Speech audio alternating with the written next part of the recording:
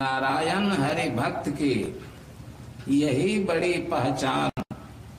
आप अमानी हुए रहे देत और को मान।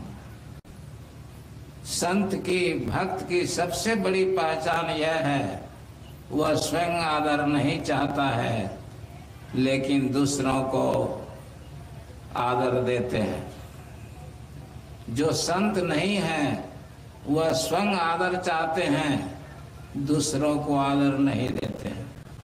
जो स्वयं आदर नहीं चाहते हैं, दूसरों को आदर देते हैं, वे समाज में प्रिय हो जाते हैं। ईश्वर के प्यारे, गुरु के प्यारे, समाज के प्यारे, सबके प्यारे हो जाते हैं, दूसरों को सम्मान देने वाले। जो स्वयं आदर चाहते हैं, दूसरों को आदर नहीं देते हैं, वह किसी का भी प्यारा नहीं होता है। मैं नहीं कह रहा हूँ, भगवान श्री राम ने कहा है उत्तर कांड में भरत जी से संत के लक्षण बतलाते हुए कहा है, सबहि मान प्रद आप अमानी भरत प्राण सम ममते प्राणी। हे भरत भाई, जो स्वयं आदर न चाहता हो, दूसरों को आदर देता हो, वह मुझे प्राणों के समान प्यारा है। तो जिसको ईश्वर का प्यारा बनना हो, वह स्वयं आदर ना चाहकर दूसरे को आदर दिया करें। जो लोकप्रिय बनना चाहते हों, वह मीठा वचन बोलें, दूसरों की भलाई करें, दूसरों का आदर करें। जित गुरु महाराज महान संत थे, उनमें भी नम्रता देखी जाती थी। महान संत अहंकारी नहीं होते हैं, नम्र होते हैं। तो संत कबीर साहब ने कहा है, कबीर दर्शन साध के बड़े भाग दर्शा, जो होगे सूली सजा कांटे पे कर जाए। हम लोगों पर कोई विपत्ति आए, कोई समस्या आए, कोई दुख तकलीफ आए, तो हम लोग संतों के दर्शन के लिए जाएं, गुरु के दरबार में आना जाना आरंभ कर दें। संतों के दर्शन से भी हमारी विपत्ति में कटौती होती है।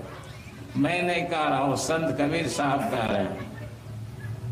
पहले तो संतों के दर्शन बड़े भाग्य से होते हैं। ईश्वर की कृपा होती है तभी संतों के दर्शन होते हैं। बिनु सत्संग विवेक न होई, राम कृपा बिनु सुलभ न सोई। कहते हैं सत्संग में विवेक होता है, ज्ञान होता है। और सत्संग कैसे मिलता है? बिना ईश्वर की कृपा के सत्संग नहीं मिलता है। तो किसी गांव में दो मित्र थे, एक किसान एक बनिया। दोनों में बड़ी मित्रता थी। किसान सत्संगी था, ध्यान भजन करता था। बनिया सत्संगी नहीं था, साधु संगति अच्छी नहीं लगती थी। किसान का आचार विचार बनिए उतना अच्छा नहीं लगता था। एक बार किसान सत्संग में गए, गुरु नानक देव जी क्षेत्र में आए हुए थे। सत्संग किया, सत्संग से लौट कर आ रहे थे। रास्ते में एक कांटा गड़ गया, कांच गड़ गया, खून बहने लगा। गमछे को फाड़कर पट्टी बांध ली, लंगड़ाता हुआ बेचारा किसान आ रहा था। रास्ते में वही बनिया मित्र मिल गया। बनिया मित्र ने कहा, मित्र कहाँ गए हुए थे? सत्संग में गए हुए थे। तो कहा, हाँ सत्संग में गया हुआ था। तो पैर में क्या हो गया है, क्यों लगड़ा रहे हैं? कहा, कांटा गड़ गया। कहा, देखा ना सत्संग में जाने का फल, कांटा गड़ गया, कांच गड़ गया। और मुझे देखिए, मैं पाप करने के लिए गया था और आप जानते हैं कि रोज मैं पाप करने के लिए जाता हूँ। आज पाप करने का मौका नहीं लगा। रास्ते से आ रहा था, नदी के किनारे किनारे बाढ़ आई हुई है। किनारे में एक कलश देखा, किनारे उतर कर कलश लिया, ढक्कन खोला, उसमें एक लाल मुझे मिल गया। उसमें राख भी भरी हुई है लेकिन एक लाल भी है। दिखाया, देखिए एक लाल, मैं इतना बड़ा पापी, मुझे एक लाखों रुपये की संपत्ति मिल गई और आप सत्संग करते हैं, आपको कांच गड़ गया, आप घाटे में रहे। बेचारा पढ़ा लिखा नहीं था, कोई जवाब नहीं दे सका। कहा कि चलिए बाबा के पास ही पूछें जाकर ऐसा क्यों हुआ। कहा नहीं नहीं, हम नहीं जाएंगे बाबा तबा के पास। जो बुरे लोग होते हैं, जो पापी होते हैं, उन्हें संत अच्छे नहीं लगते, अच्छे वचन भी अच्छे नहीं लगते।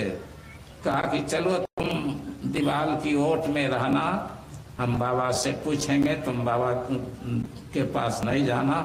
तो किसी तरह गया पीछे पीछे, यह दीवार की ओट में खड़ा रहा।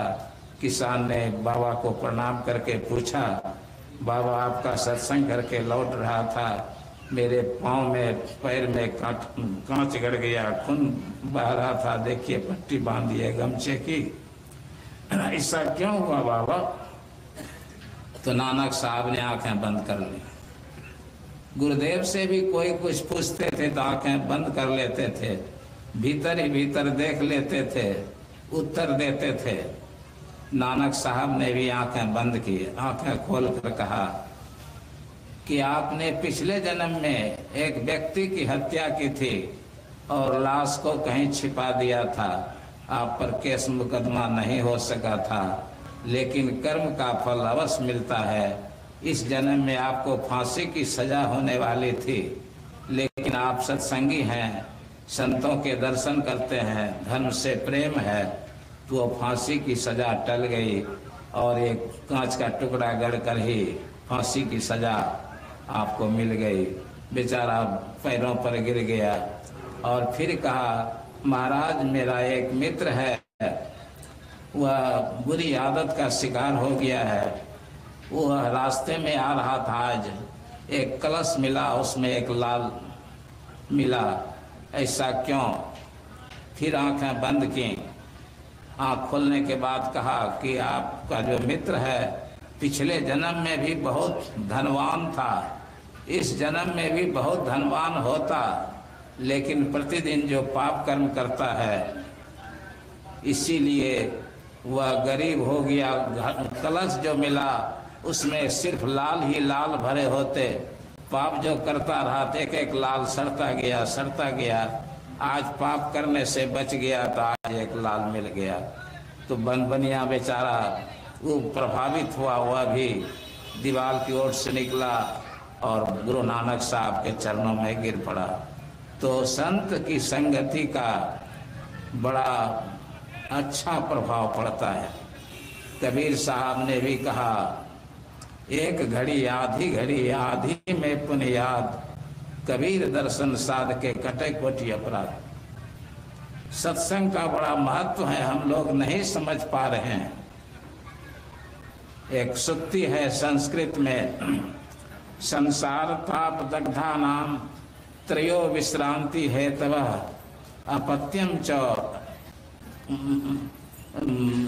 काव्यामृत रसा स्वादः संगतम सुजनय सह। कह रहे हैं कि संसार